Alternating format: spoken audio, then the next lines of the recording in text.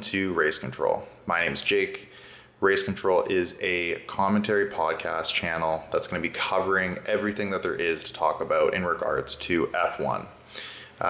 This is episode 1. It's going to be a bit of a unique episode in the sense that we're just trying to push to get something out still in the summer break. And then, next weekend we have the Netherlands Grand Prix coming up, and we will be putting out another episode in a couple of days. That episode is going to be a little bit more in the lines of a standard podcast channel.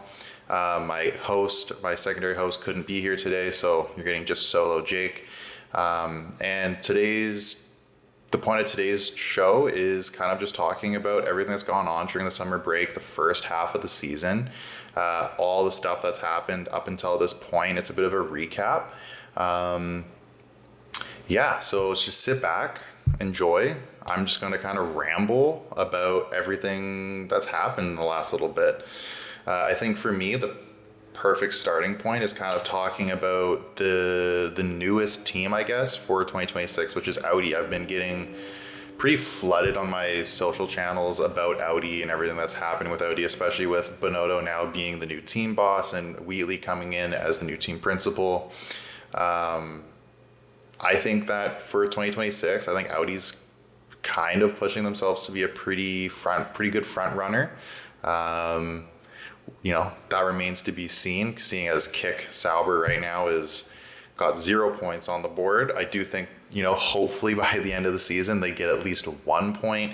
Be amazing if Valtteri was able to kind of sneak one up there and get at least a point, even if it is something like, 2 or 3 drivers get knocked out in the end of the race, and he kind of gets propped up into that 10th or 9th position. That'd be pretty amazing. Just like Audi for 2026, I think they're looking like a strong team. I think having Binotto as the team boss is going to be a great choice. He was great. I thought he was great at Ferrari. He definitely struggled with more of like the on camera and like the person to person interactions, in my opinion. So I think having been the team boss, where you can kind of have that removed role, but still have a lot of input on the drivers and all the mechanics of the car and how the team's going to be operating. I think that's a wonderful position for him to be in. And then Wheatley coming in as a team principal, I think that's going to be a solid move. Obviously, we haven't seen him in a role like that before, but he's been bouncing around the Red Bull paddock for years. So it'll be interesting to see. I mean, they're going in with Hulkenberg as their, I guess, front-running driver. Bunch of rumors that maybe we're going to see a Schumacher taking up that second driver seat, which would be pretty nice. He didn't really, in my opinion, get the best showing when he was on Haas, and I think there was a lot to be left on that table. I think we could have seen a lot more come out of him as a driver. I think that'd be an awesome pairing. The other driver that everyone was kind of estimating or guessing that could have been on Audi was Carlos. Carlos obviously now has signed to Williams. Would have Audi been the better option for Carlos? I don't know. Trying to put yourself into like his shoes, you got to think like, okay, so like this is a team that is largely untested with a engine that's going to be untested and a bunch of backing from Audi, and there's just a bunch of unknowns. And it sounded like Audi did give him like a huge contract salary and basically promised him the world. And just, I don't know, if I was him, I'd be a little bit skeptical of that situation as well. The other option was Alpine, but Alpine is just going through a plethora of different changes, and now there's rumor that there's going to be more sponsors coming in, and I don't know. I just don't think that him going to Alpine was like a good option. So Williams, probably of the 3 for Carlos, was the most secure, especially on a 2-year contract with the ability to kind of hop out if he needs to. Maybe another seat becomes available somewhere else that he can jump into. I don't know, but I do think that, like, having Carlos and Alex in a team together is going to be awesome. They're both phenomenal drivers. They're both ex RB drivers. I think they get along fairly well on and off track. I think it's going to be a great pairing for Williams, and I think that next season in 2026 we could actually see a huge rise from Williams, which would be amazing. Them being a heritage team and having been on the grid for so long, it really would be wonderful to see them kind of, come back to where they once were. And who knows, maybe Carlos ends up like finding a new role for himself there, being someone that's, championing this team that's been on the lower side of the grid and is slowly working themselves up. It could be really cool. It's just like Carlos choosing Williams over Audi and Alpine, I think was a great decision, especially with all of the turmoil that's been happening in Alpine recently. And Alpine, it looks like they're going to be getting new sponsors in, and Renault is going to be taking not necessarily a backseat, but a lower stake in the company and letting in celebrity sponsors. It sounds like most likely to be coming in there. It's just going to be interesting to see what goes on with Alpine in the future. Them getting rid of Ocon, I think, was probably a good move. He just didn't really seem like he was jiving with everything that was going on at that team, and constantly just across the board, constantly fighting with his teammates, and it just wasn't a good look. And anyway, I mean, like, he's going to Haas now, which could be good, it could be bad. They're putting him with Behrman in Behrman's rookie season, so I don't know. I think if Ocon can get into that seat, realize that he, in this situation, is the front running driver, and he takes more of a role as a leader for Behrman to like kind of show him the ropes and give him pointers. Maybe we see a more subdued Ocon. The worst thing that we could have happen is Ocon just being, typical Ocon behavior and just taking out his teammates, especially if it's Behrman in his rookie season. That could be detrimental to him and his career. So I personally hope that doesn't happen. It'd be great if we could see Ocon, step up as a team leader and chill out and like maybe not be such an aggressive driver, taking out the rear wheels of his teammates all of the time. But you never know. Ocon, he's got a bit of a history and a reputation for being that guy. So, maybe we just see him take out Behrman constantly, and it just turns into a shit show, and Haas has possibly one of the worst seasons ever, because right now they're doing really well. I mean, the Magnussen-Hülkenberg duo is doing surprisingly well for them. I would love to see that continue. Unfortunately, we're losing both those drivers. I mean, Magnussen, they're just not going to be re-signing. So this is most likely his last season. But again, I hope they continue to have an upward trajectory. It'd be great to see. They seem to be doing really well and getting lots of great feedback from their wind tunnel and everything that's going on with them. And yeah, it'd be good to see them to continue to go on a rise. The Ocon Behrman partner duo could be great, could be bad. It'd be awesome if they kind of form themselves as being like a great driver duo, similar to what I think we're going to see in Williams with Carlos and Alex, or maybe even with like Lando and Piastri. McLaren obviously has a very good driver duo right now. Both of those guys seem to get along great. They're both phenomenal drivers. My personal hot take, I think, for the remainder of the season is I do think that we could actually see Piastri surpass Norris in points. I would be surprised if either of them won the Drivers' Championship. I think it's very likely that we'll actually see McLaren win the Constructors' Championship. It would be nuts at this point for Red Bull to win that. Max would just have to go on an absolute heater, and Checo, who we will get to in a little bit, would have to kind of pull up his pants a little bit here and start performing a little bit better. But I would be surprised if we saw that happen at this point.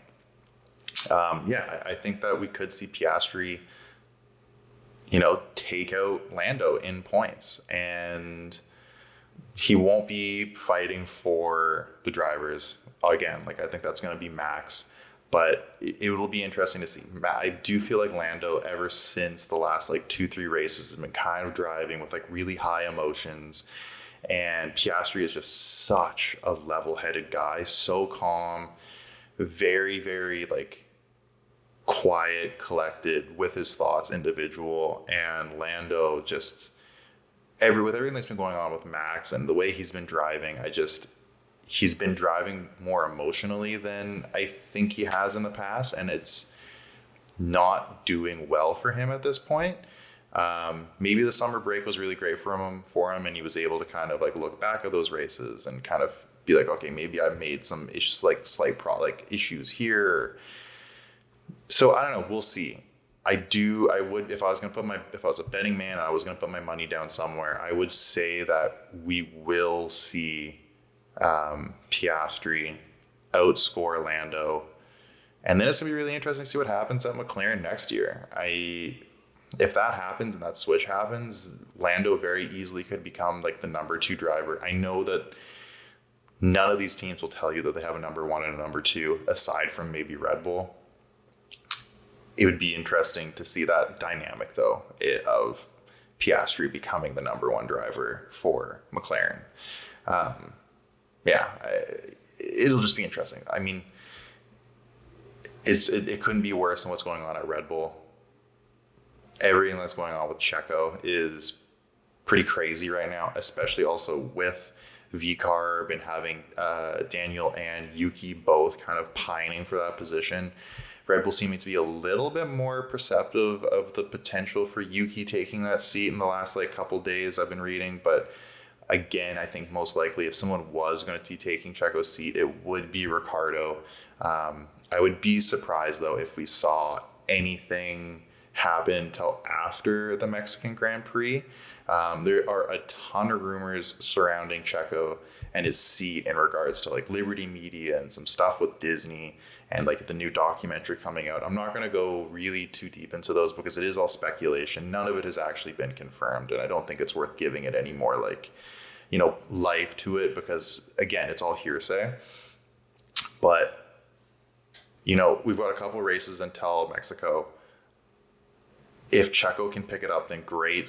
But I do have a sneaky feeling that if we continue to see Checo go down the trajectory that he's been going down all the way through until Mexico, I think after the Mexico Grand Prix, we'll see a different driver in that seat. Maybe a Ricciardo, maybe a Yuki, maybe even Lawson.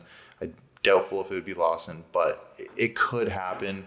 And then at that point, I don't think anyone's going to be signing Checo to come in as a driver, and this could very well be his last season unless he kind of picks things up. And then we still have that open seat at VCarb. Is that going to be Ricciardo staying on? Lawson's been really kind of pushing that, hey, if you guys don't sign me to a seat, I'm going to leave, and I've got that in my contract, and I can go to another team if I want to. And I would be surprised if someone else didn't pick him up.